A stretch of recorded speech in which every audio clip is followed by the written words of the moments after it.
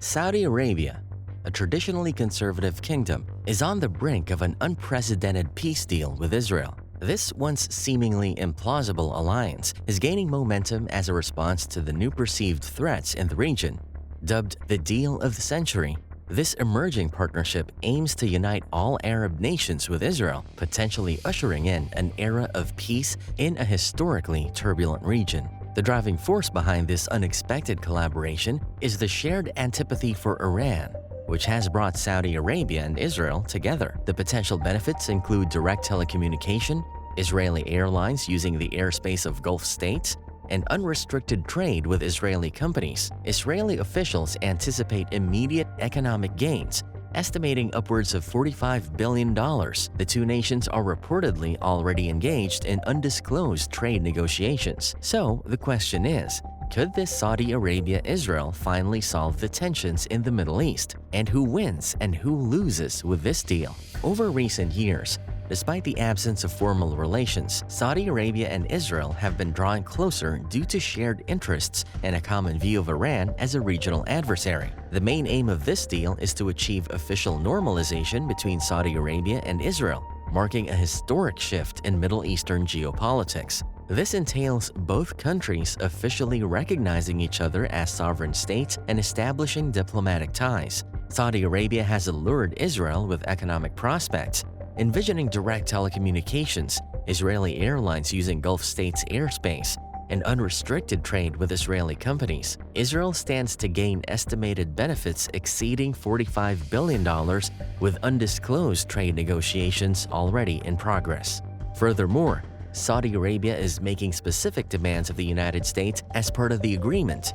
In the deal, the United States will play a crucial role in assisting Saudi Arabia in developing its civilian nuclear program. This support includes technology transfer and infrastructure development, which could reduce Saudi Arabia's reliance on oil for energy and foster a more diversified energy sector. This cooperation aligns with the U.S. administration's strategy to fortify its alliance with Saudi Arabia and counter China's growing influence in the region. Nevertheless, this deal faces substantial challenges. One major hurdle is the issue of Palestinian statehood. Saudi Arabia, given its significance in the Muslim world as the home to Mecca and Medina, places importance on its public stance regarding Palestinian statehood, as it affects its leadership and regional influence. Both the Biden administration and Saudi leadership expect the agreement to contribute positively to resolving the Israeli-Palestinian conflict through a two-state solution. On the Israeli side, a substantial portion of the right-wing coalition is hesitant to support an agreement that involves territorial concessions to the Palestinians. Simultaneously, the Saudis may encounter difficulties in meeting territorial requirements for full normalization, creating a complex situation. The United States has a strong interest in advancing this normalization agreement between Saudi Arabia and Israel. Despite their differences on various global issues, both Saudi Arabia and Israel share a close relationship with the U.S., which includes military and security cooperation, educational and cultural ties, and business partnerships. Their shared concerns about Iran's regional influence make them view Iran as a common adversary. For the U.S., achieving normalization between these two regional powers under American guidance represents a significant geopolitical and geoeconomic milestone. It addresses the long-standing challenge of regional partners being reluctant to cooperate with each other, ultimately strengthening U.S. influence in the Middle East. Additionally, U.S. involvement in brokering this agreement could counterbalance China's role in the Saudi-Iran agreement signed earlier. Failing to participate could lead to the U.S. being sidelined in a major regional deal. The potential Saudi-Israel agreement is closely tied to Saudi Arabia's deep-rooted concerns about Iran, a significant regional rival. First and foremost, the kingdom is apprehensive about the potential for another significant conventional strike, reminiscent of the September 2019 attack when Iran launched a major assault on Saudi oil processing facilities.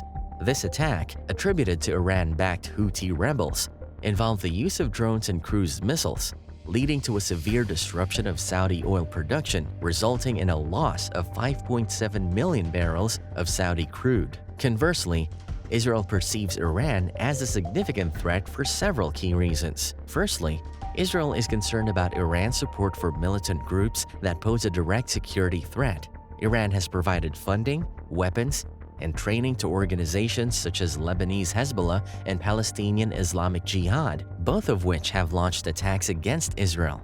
These groups are designated as terrorist organizations by many countries, and Israel sees Iran's backing of these groups as a direct threat to its security. Lastly, Israel is worried about Iran's nuclear program and missile development. Iran's pursuit of nuclear capabilities has raised fears that it may seek to develop nuclear weapons, which Israel perceives as a grave threat to its existence. Israel has consistently opposed Iran's nuclear ambitions and has advocated for measures to prevent Iran from acquiring nuclear weapons. So, what's the proxy conflict between Iran and Saudi Arabia? Iran actively backs proxy groups, especially in Iraq and Syria, and purportedly in Yemen and Bahrain. These proxies serve as tools for advancing Iranian interests and influence. While Saudi Arabia's support for proxy groups is not as extensive as Iran's, it still adds to the tensions between these regional powers. In Syria, Iran supports groups like Lebanese Hezbollah, while Saudi Arabia backs Salafi jihadist militias aligned with Jabhat Fateh al-Sham, or formerly al-Nusra Front, affiliated with al-Qaeda. Syria has become a battleground where these proxies compete for dominance. In Yemen, Saudi Arabia is engaged in a military campaign against Houthi rebels, whom they believe are supported by Iran.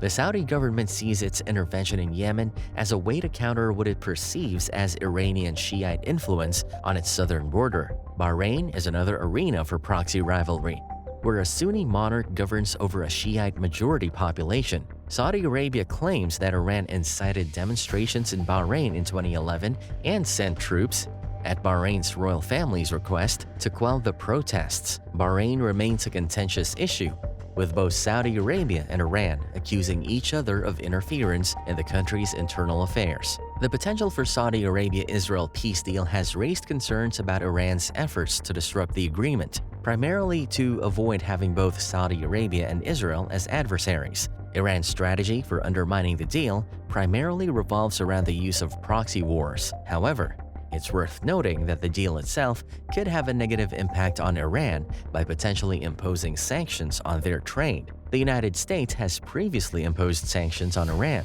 and now that the US is set to be a part of this deal, it appears that they could potentially apply even more stringent sanctions on Iran. This could significantly affect Iran's economy and international trade relations. To illustrate, let's consider Iran's heavy reliance on oil sales, which constitute a substantial portion of its revenue. Even in the face of US economic sanctions, Iran has managed to significantly increase its oil production. Experts estimate that oil exports contribute up to 70% of the government's income, surpassing even the widely discussed $6 billion in frozen funds. Iran's ability to export oil has been facilitated by its evasion of sanctions, including the establishment of a shadow fleet of oil tankers with the assistance of Chinese entities. To counter Iran's aggressive actions, effective measures are necessary. These include stricter enforcement of sanctions, the threat of secondary sanctions on Chinese oil buyers, diplomatic engagement with China to discourage oil purchases from Iran, imposing a price cap on Iranian oil, utilizing geographic choke points like the Strait of Hormuz, imposing sanctions on European ship sellers contributing to Iran's shadow fleet, and enforcing additional sanctions on Iranian oilfield service companies. Saudi Arabia could play a crucial role in restoring balance. By returning its oil production to full capacity, Saudi Arabia could potentially add an extra 4 million barrels per day to the global oil market, effectively compensating for any reduction in Iranian exports due to strengthened sanctions. The recent increase in violence against Hamas and Israel has brought significant changes to the dynamics of the Saudi Arabia-Israel normalization deal and the broader geopolitical landscape. Saudi Arabia has been moving towards normalizing ties with Israel, but the recent conflict has put these plans on hold. This shift indicates a swift reassessment of Saudi Arabia's foreign policy priorities due to the intensifying Israel-Hamas conflict. Moreover, the ongoing conflict has prompted Saudi Arabia to engage with Iran, a regional rival. Saudi Crown Prince Mohammed bin Salman had his first phone call with Iranian President Ebrahim Raisi, reflecting Riyadh's efforts to prevent a wider escalation of violence in the region. This contact between the two countries, which have historically had strained relations, demonstrates the need for regional stability amid the ongoing crisis. The conflict has also raised concerns about the position of Palestinian interests and the normalization of relations between Saudi Arabia and Israel. There is now a growing emphasis on Israeli concessions for the Palestinians as a priority when discussions about normalization resume. This shift suggests that Riyadh recognizes the need to address the Palestinian issue, especially in the context of broader regional sentiment. Iran's support for Hamas during this conflict has added complexity to the situation. Senior Iranian officials, including military advisors, have openly expressed support for Hamas and its attacks on Israel. This support from Iran raises suspicions about Tehran's involvement in supporting Hamas in its attacks. Additionally, it is seen as a signal to Saudi Arabia that Iran is willing to escalate regional conflicts to prevent Riyadh from normalizing relations with Israel. Saudi Arabia's foreign policy is also taking into account its relationship with Russia. Saudi Arabia and Russia have been working together on various issues, particularly in the oil market. They had cooperated on oil production cuts to address a global glut and limit output.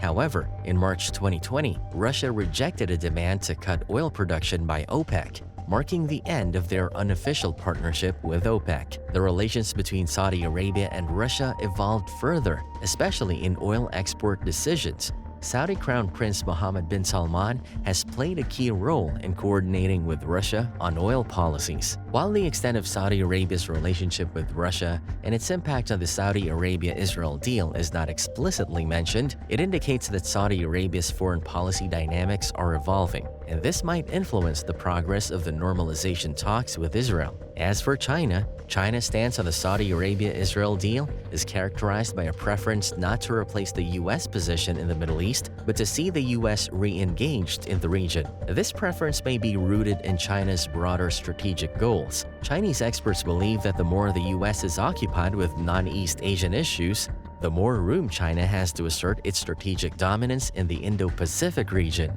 China maintains a historical affinity with the Palestinian cause, a policy that has existed since the time of Mao Zedong. However, China practices what can be termed anti-Western neutrality.